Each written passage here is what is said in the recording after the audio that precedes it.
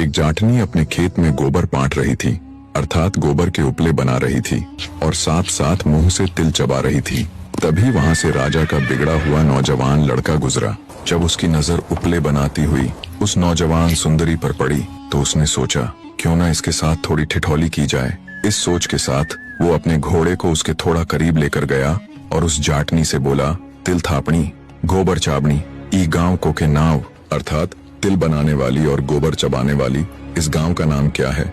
जाट की लड़की भी बड़ी तेज तर्रार थी, उसने भी कुंवर को उसी ढंग से उत्तर दिया, सेल चढ़िया घोड़ा फर्क कावड़िया ताव गांव को नाम ई टेली, अर्थात राजकुमार पर चढ़े हुए घोड़े इस गांव का नाम टेली है। जाटनी की हाजिर जवाबी और उसके नहले पर दहले वाले जवाब को सुन राजकुमार के तन बदन में आग लग गई। वो ठहरा राजा का लड़का और वो मामूली से जमींदार की लड़की। गुस्से से लाल पीला होता हुआ राजकुंवर जाटनी से बोला, तेरी ये मजाल, तू राजा के लड़के को उल्टा जवाब दे। मैं तेरे साथ ऐसी कहानी करूंगा कि तू सदा याद रखेगी कि तेरा पाला किससे पड़ा था। मैं तुझसे विवाह करूंगा और चौथे फेरे में ही तुझे छोड़ दूंगा।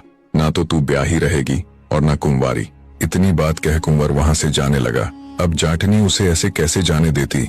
उसने कहा, रुक राजा की घमंडी औलाद, अब मेरी भी बात सुनता जा। तू बड़ा राजकुमार बना फिरता है ना।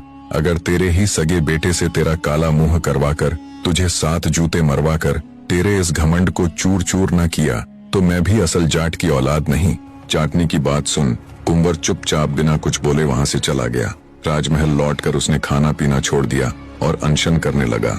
इकलौते बेटे के अचानक बदले इस व्यवहार से राजा और रानी बहुत परेशान हुए। उन्हें समझ नहीं आ रहा था कि क्यों कुंवर ने अचानक खाना पीना छोड़ दिया। जब भी वे उससे इन सब की वजह जानना चाहते तो वो हर बार बात को टाल देता। राजा इसी सोच में परेशान बैठा था। तब रानी ने उससे कहा, महाराज, नया खून है, अभी अभी जवानी में पैर रखा है, क्या पता कुछ ऐसा हो गया हो जिसे वो अपने माँ बाप के साथ नहीं बतलाना चाहता हो। राजा बोला, तो फिर क्या करे अब। रानी बोली, महाराज, आप उसके जिगरी दोस्त को बुलवा लो और उसे कुंवर के पास भेजो। उसके आगे कुंवर जरूर अपने मन की बात कहेगा। राजा को रानी की बात उचित लगी। अगले दिन जैसा रानी ने कहा राजा ने वैसा ही किया और कुंवर के खास दोस्त को बुलवा उसे अपने बेटे की हालत से अवगत करवाते हुए उसके पास भेजा।